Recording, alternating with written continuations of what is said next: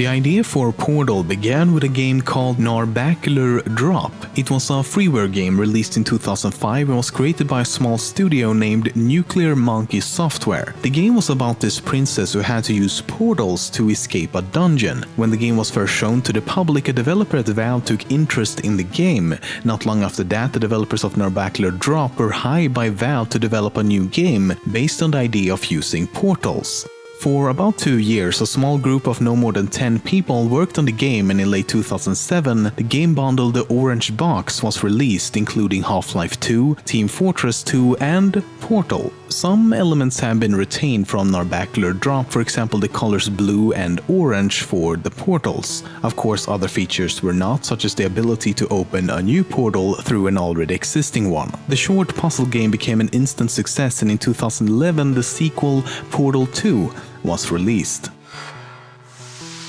At the end of the first Portal game, right after you've defeated GLaDOS, a hoop falls from the sky and lands in front of you. The developers thought this would become a meme and waited in anticipation for the internet to start talking about Hoopy the Hoop, as they called it. But as we all know, this never happened. Instead, the cake is a lie became the go-to meme for Portal, and Hoopy the Hoop was forgotten completely. Despite of this, or maybe because of it, Hoopy the Hoop can still be found in a few places in Portal 2.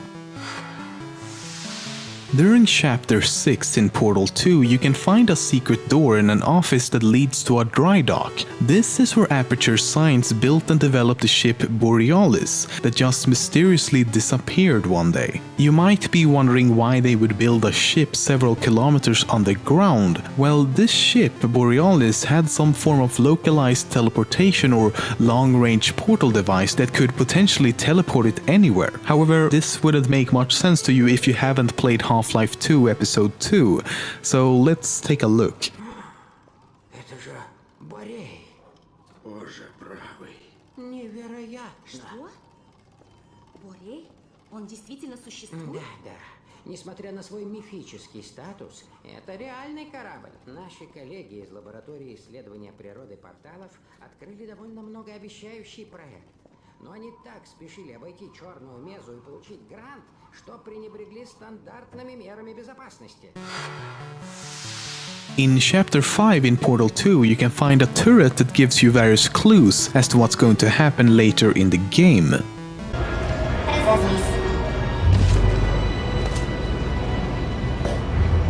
Не делай лимонад. Боги наказали Прометея за то, что он принес людям знания. Он был заточен в глубинах земли, и птицы клевали его. Этого недостаточно. Ответ под нами. Ее зовут Кэролайн. At one point in Portal 2, you reach this place, a science fair project for Bring Your Daughter to Work Day. The interesting thing here is that the project with the giant potato is made by a young girl named Shell, the same name as the protagonist we play as. Could this mean that Shell is the daughter of an Aperture Science employee? Because the project poster also states that she used a special ingredient from Dad's work, with the Aperture Science logo on the bucket drawn above. Early in development, Portal 2 was to be a prequel to the first game and would not feature any portals whatsoever. Instead, the game would use a new mechanic called F-Stop. What this new feature was, no one knows. Valve has never revealed it. But when every single playtester reacted negatively towards the decision of having a Portal game without portals, Valve realized their mistake and we got the sequel we see today. What we do know about this early version is that the game was supposed to take place in the early days of Aperture Science during the 1950s, and instead of GLaDOS, the founder Cave Johnson was supposed to be the main antagonist of the game. It's possible that Ratman is still alive in Portal 2, as he can be heard rambling in certain locations. It's coming through. It's going through. It's starting. It's just starting. It's done now. It's going through.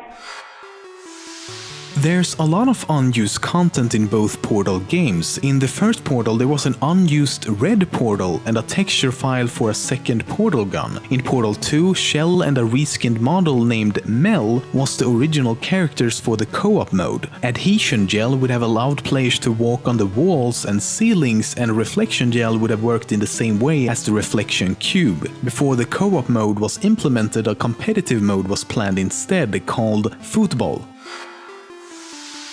How much time has passed between the events in Portal 1 and 2?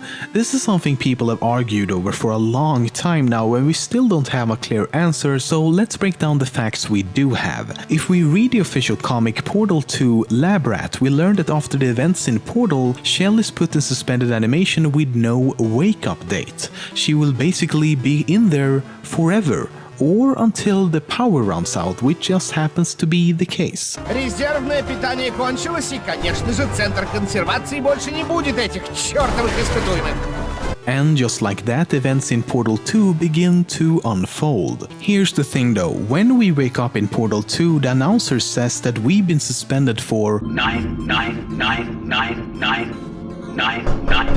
something. He doesn't indicate if he means hours, days, or maybe years. But as we were previously suspended for 50 days, you have been in suspension for 50 days. Let's assume that he's talking about days this time around as well. Now, there's several ways we could interpret this. For example, it might be complete bullshit for a number of reasons. For one, it could be Valve's way of saying it's been a very long ass fucking time since all this shit went down. Or it could be an error with the software, maybe 99 or 999 was the limit and it just kept on repeating itself after that. But that's a lot of maybes, so let's assume that it isn't bullshit. Take a listen to it again. 9. This crazy. First there's 5 9s, then there's a pause followed by 2 more 9s, so 7 in total. That's either 273 years or 27,379 years. But the most significant evidence comes from the official ebook The Final Hours of Portal 2. In it, one of the developers says one way to further differentiate Portal and Half-Life was to set the game far in the future, at least 50,000 years. So there you have it, 50,000 years. However, this number could of course have changed during development, but even so it seems unlikely that they would make the change too drastic from the original idea. I mean, there's a huge difference between say a decade or a century compared to 50,000 years. And given how the facility is so heavily overgrown in Portal 2, I think a fair estimate would be between 20,000 and 50,000 years, because that would include both the highest number given to us by the announcer and the number from the ebook. So all in all, I don't think we will ever get a specific answer to this question, but we can conclude that a shitload of time has passed. Okay, as most people should know by now, the Portal series exists within the same universe as the Half-Life series. It all started when Valve began development on the first Portal game. Because of the limited capabilities of the small team at the time, they decided to use certain assets from Half-Life 2. However, this created a small problem as there would now be weird correlations between the two otherwise completely separate games. But the solution was of course simple, connect the two franchises by actually putting them in the same universe. So that's exactly what they did. And with time, especially after the release of Portal 2, the franchise developed its own very intricate storyline. The story of Portal begins in the early 1940s when a man by the name of Cave Johnson founded the company Aperture Fixtures. Back then, the company manufactured and sold shower curtains. Yeah, after the company saw major financial success, Cave Johnson decided to buy a salt mine to begin construction on the various research and testing facilities we go through in the games. For several decades to come, Aperture Science developed several new technologies, including various forms of gel, the storage and companion cubes, and of course, the famous portal gun.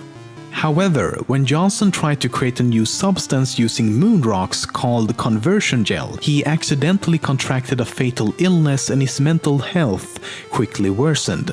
After countless failed attempts to cure his affliction, Johnson became desperate. He ordered his engineers to start research on artificial intelligence and brain mapping in the hopes that his brain could be downloaded into a computer. But fearing that he would die before the technology was ready, he left instructions for his personal assistant Caroline to take his place. In the end, Caroline did indeed download her brain into the computer and became GLaDOS. But of course, things didn't exactly go as planned.